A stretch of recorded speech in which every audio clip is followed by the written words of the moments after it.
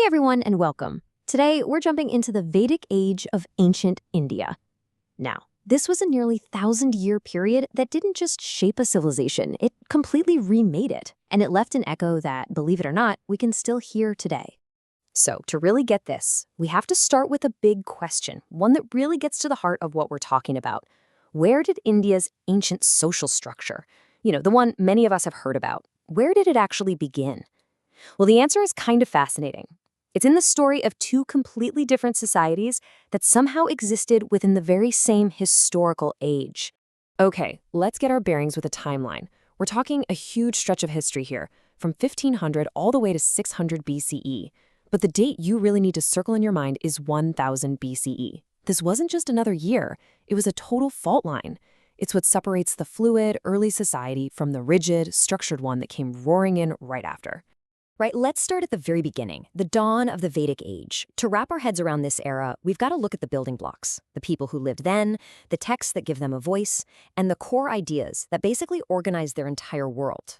First off, why do we even call it the Vedic age? Well, it's named after the Vedas, which were these sacred texts they composed. The word Veda itself comes from the root vid, which means to know. So think of them as knowledge or wisdom texts. And for historians, these texts are everything. They're pretty much our only real window into this ancient world. The second word you have to know is Varna. Now, it literally means color, but in this context, it was used to define the four main social classes or categories of people.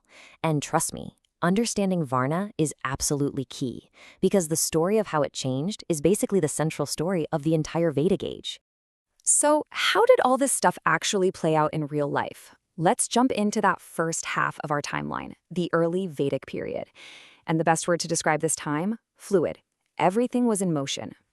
You see, this society was constantly on the move. They were semi-nomadic herders, which means their whole lives revolved around their cattle. In fact, cattle were the main form of wealth. It wasn't about owning land or gold, it was all about the cows. And that kind of lifestyle meant their social rules had to be just as mobile and flexible. Now, to get how they saw their society, you have to hear how they described it themselves. This famous verse from their oldest text, the Rig Veda, explains the origin of the four Varnas as parts of a single, giant cosmic being. It's this incredible metaphor for society where every single part is connected and has a vital job to do. And this breaks it down perfectly. You've got the Brahmins, the priests and thinkers, coming from the mouth, symbolizing speech and knowledge. Then the Kshatriyas, the warriors and rulers, from the arms, for strength.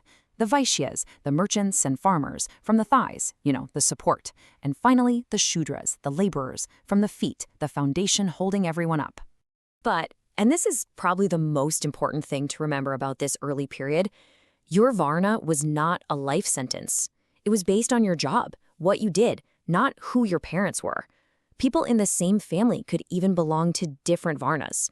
There was social mobility. You could move around. And the status of women back then, it might actually surprise you. They were held in really high regard. They got an education. Some even composed hymns that went into the Vedas. They took part in religious ceremonies as equals, had a say in who they married, and could even attend major political assemblies. It was a remarkably different world for them. The politics also mirrored this flexible vibe. Power wasn't concentrated in one person. The tribal chiefs, or rajas, were often elected by councils made up of the people. So it was this early form of democratic rule, where leaders were actually accountable to their tribe. But then, around 1000 BCE, everything started to change. We've now arrived at that huge pivot point in our story. The ground was literally shifting beneath their feet, and the foundations of their entire society were about to be completely remade. So what caused it? What was the big catalyst? It all came down to a move from that wandering, herding lifestyle to settled down farming. As people moved into the super fertile Ganges River Valley, they started to plant crops and build permanent villages. And that created stuff like surplus food, private property, and a need for a whole new way to organize society. Which brings us to our final act, the new rigid order that took hold in the later Vedic period. So let's take a look at the after picture and see just how deep these transformations really went. Okay, this table really just lays it all out. It's like night and day. On every single front, society did a complete 180. The wandering lifestyle, gone, replaced by farming. The Varna system, once based on your job, was now locked in by birth. Elected chiefs? Nope. Now we have hereditary kings. And the status of women? It plummeted. Even the economy changed, from simple bartering to using actual currency. It was, no exaggeration, a total societal rewrite. Let's zero in on that huge social change. The Varna system became rock solid, a strict hierarchy you were born into. All that fluidity from the early days, it just vanished. The door slammed shut. You were now born a Brahmin, or a Kshatriya, or a Shudra, and that was that. That was your destiny. And for women, the changes were just devastating. Remember how they could attend those political assemblies? Not anymore. Their access to education was severely cut back. Their roles became almost completely confined to the home, and things like widow remarriage, which had been perfectly fine, were now forbidden. On the political front, that elected Raja was a thing of the past. In his place stood a powerful hereditary king who ruled over a defined territory, a Rashtra.